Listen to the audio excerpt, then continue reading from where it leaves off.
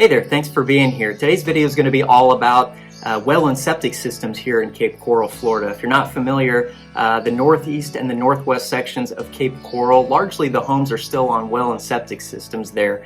The city is pushing central city water and sewer into those areas via the Utilities Extension project that's underway right now. But it's a slow-going process, and still the vast majority of the homes in the northeast and the northwest are on well and septic systems. I personally live in the northwest here, and my home is on well and septic. It's been for many years, so I'm very well versed at the different systems that we have here and how to take care of them. And that's exactly what I'm going to tell you about. I'm going to tell you about a couple different well systems, water treatment systems that we have here in the North Cape, as well as how you take care of those, how you take care of your septic system. It's really not as big of a deal as many people think, but I get asked about it all the time, so I figured I'd make a video on it.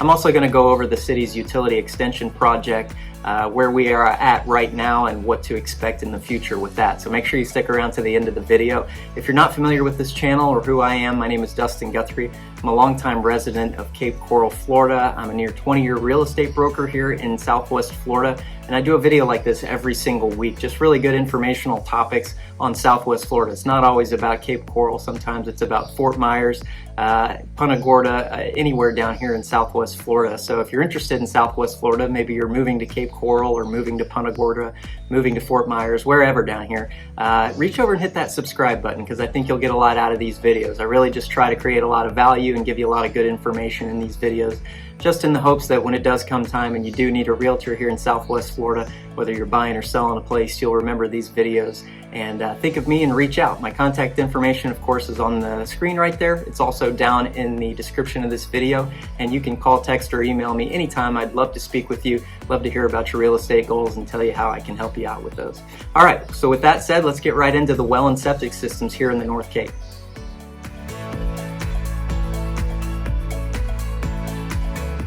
All right, so the water in the northwest and the northeast Cape starts at one of these. Just about any house that you're gonna see in the northwest and the northeast has one of these in the backyard. This is the well head. So this is actually where the water's coming out of the ground. That big pipe right there goes down anywhere from about 150 to 200 feet. Some of the older homes were dug a little bit too shallow, and so you're seeing those in the news these days that they are the wells are running dry because we have so many people drawing on the aquifer right now. But pretty much really since the 2000s, I think they've been in the high 100s to 200 or more feet deep. And so those homes are really not having those problems. There's a sandstone aquifer down there that it's pulling water from. As you can kind of tell on the big pipe right here, the water that comes out of these things is pretty nasty. It's got a lot of sulfur compounds in it. It certainly has some salt in it with our proximity to the ocean there. So there's a lot of total dissolved solids in our well water right here, and the raw water that's coming out of here you certainly wouldn't want to drink. And really the only thing that we use the raw water out of the well for is to water the grass and things like that. So the water is going to go to the side of the house and go through a water treatment system before it actually gets in the house. So let's check out a couple different of these well water treatment systems that we have here in the North Cape.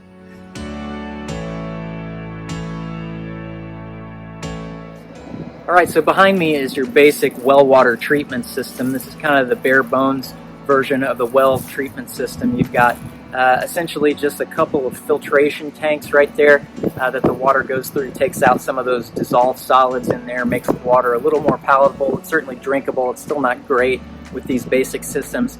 And then you've also got a water softener with a tank that you put the traditional salt in. If you're from up north, and you're probably familiar with putting salt in the water softener. And this smaller tank, or this more squatty tank right here, is the aerator tank. That's basically what's creating the pressure to push that water through the pipes into the house. So this is a pretty basic system. You'll also see sometimes a big tank alongside of one of these. That's an aerator tank. What it basically does is it forces the raw water up and sprays it through the tank. It kind of aerosolizes it in the top of the tank. And what that just basically does is removes a lot of the volatile compounds that are in there. So a lot of the sulfur gets blown out when it sprays it like that, and that can take some of that raw rotten egg smell away from your well water. So it's nice to have that. It doesn't have that in this particular situation, but let me show you what an upgraded version of this looks like, and these are the RO systems. So this system behind me is a whole house RO system, a reverse osmosis system. It's what we have on my personal house here in the Northwest Cape, and it works a little bit differently just in the sense that it pushes that water, it filters that water through a reverse osmosis membrane and really purifies it to a high degree. It puts it in this tank behind me, and then it distributes it to the house as needed. And not much really maintenance wise that you need to do to this. You need to clean out that tank every once in a while. You will have to replace the RO membrane every once in a while. And this particular system was made by Water Medic, which is a local company here that does a really good job. You can pay them to come out. I think it's $80 or $90 a month, and they'll come out every week and make sure your system's running. They'll clean everything when it's necessary. That tank does need to be cleaned out every 6 months or so. And looking at mine, it's about time for me to clean mine out. It's pretty easy to do. You just get a big pole brush, stand up there on a ladder, drain the tank out, and then scrub it down really good with something like Simple Green, something that you're not going to mind if you get a little bit in your drinking water for the first couple of days after you clean it out. But this is a night and day difference to the basic system. I've had both systems now, and I tell you, I'm not going back. This system, probably brand new to put on a house, it's probably going to run about $6,000, $5,000 to $6,000 nowadays. I haven't priced it out recently, but it makes all the difference in the world. It basically makes bottled water come out of your shower, and compared to the standard, the little bit cheaper systems that we have here in the Northwest and Northeast Cape, I think it's hands down difference. And if I had to choose one upgrade to have on a new house in the North Cape these days, it would be a whole house reverse osmosis system for sure.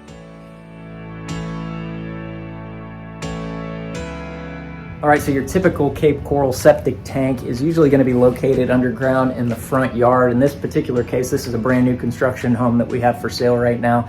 And the septic tank here is in this front yard right here next to the driveway. And really all a septic tank is, if you're not familiar with them, it's a big plastic tank. It's underground, obviously.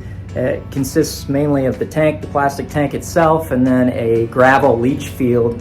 And what happens is the sewer line runs out from the house. It goes into that big plastic tank where the solids and liquids are separated, and then the water, the liquids are able to leach into that leach field, and then it kind of naturally filters those down through the groundwater in a really slow process. And then you just need to pump out the solids every few years. Now in my case, I got a family of 5, 3 of which are little kids, but we've got a family of 5 in a 2,100 square foot home. We typically pump ours out about every 3 years. You can certainly do it every year or every other year if you like. They're not very expensive. It's usually like $300 or $400 to pump out a septic tank, so it's not really that big of a deal. If you do want to extend the time between pump outs, you can use a product called Ridex. You can buy that at the supermarket, at traditional, Publix or Walmart, and it's a natural product. It's like enzymes and bacteria, I think, that help break down the solids within the septic tank. You just pour it right down your drain or pour it down your toilet, flush the toilet, and that helps things out a lot. So really, as long as you're pumping it out every so often, that's basically all the maintenance you need to do. The other thing that's important is you don't want to plant any big trees or anything like that over top of it. Obviously, as those trees grow up and the root systems get down in your leach field or in your tank, that could cause a whole lot of problems. So if you do something like that, or you let it go too long between pump outs and you start getting water coming up in your front yard, it's a really costly mistake. It's probably going to be about $15,000 or $20,000 these days to go in there and replace that septic field. So make sure you're pumping it out every so often. Use some Ridex if you like, and don't plant anything on top of that. But basically, that's about it. It's really a maintenance-free sort of thing. As long as you're paying attention to it and taking good care of it, you're not going to have any problems.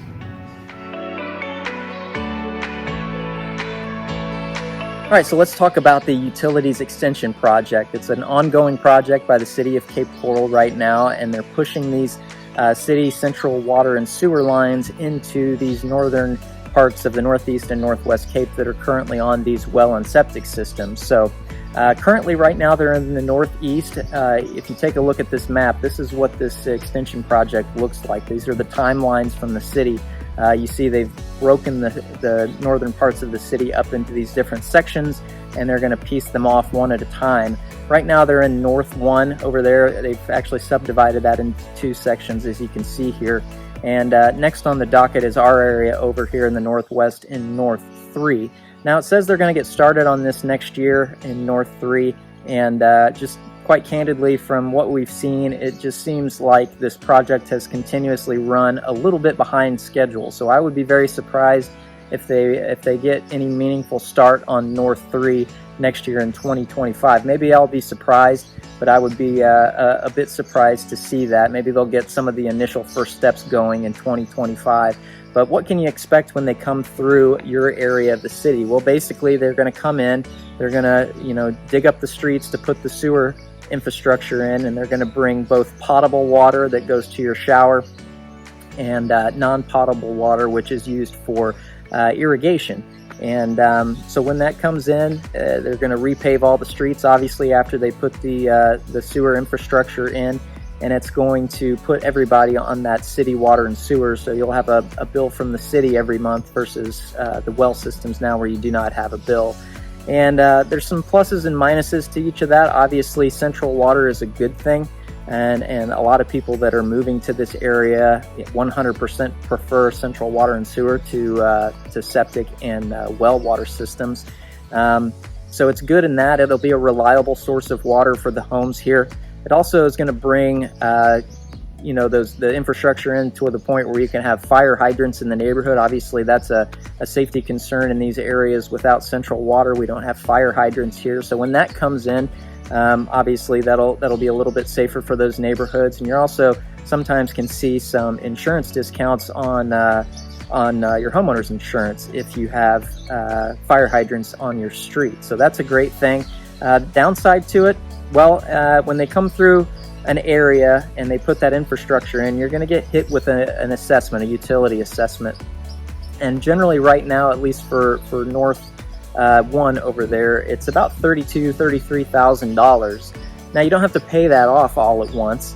You can pay it off all at once if you're capable or you'd like to, but you can also wrap it into your tax bill over the course of 30 years. Now you will be paying interest as a part of that, and it takes your tax bill up, at least right now, maybe $1,700 a year to do that. But it's a little more affordable that way, that you're not coming out of pocket $32,000. Now that sounds like a lot of money, and it certainly is, but your values go up, generally speaking, a little bit more than the amount that is assessed there. So you can expect appraisal values in your neighborhood to go up in excess of that $33,000 once you have central water and sewer. And again, a lot of the folks that are moving here won't even look at anything that's on well and septic. So you're going to open your home up to a lot more buyers. You're going to your home's going to be a little bit more marketable, and it's going to be worth a little bit more when the central utilities come in. So this is all a good thing, and it's also going to keep these older homes from the wells running dry like we've been seeing just because of all this growth in the North Cape. So central water is a good thing. I know nobody's excited about those assessments coming in and being levied against the homes, but ultimately it's going to be a better thing for the city, and it's something that we should all look forward to for this central water infrastructure to get into these neighborhoods. So there you go. I hope that gave you at least a little bit of information that maybe you didn't know about well and septic systems like we have them here in Cape Coral. There's certainly something that you need to be paying attention to if you're looking in the Northwest and the Northeast, but they're really not as big of a deal that people make them out to be. And as long as you care for them, you can still get some really good water here, and you're not going to have any problems. So thank you so much for being here. If you did enjoy this video, I hope you'll reach over and hit that like button, because it does help me out and it helps this channel out. And if you're not subscribed to this channel, I hope you'll reach over and hit that subscribe button. I would love to have you around for future videos. Like I said, I do one of these informational videos every week. That's in addition to Cape Coral real estate market update reports that I do the first week of every single month. So I would love to have you around for those in the future. And if you are in need of a realtor, or you're thinking of buying a place here in the next couple of years, I hope you'll reach out to me. Again, my contact information is right there on the screen, but it's also down in the description of the video. And you can call, text, or email me anytime, and I'd be happy to speak with you and happy to chat with you about your real estate goals and tell you how I can help you out. Thank you so much for being here. I'll see you on the next video here in just a few days.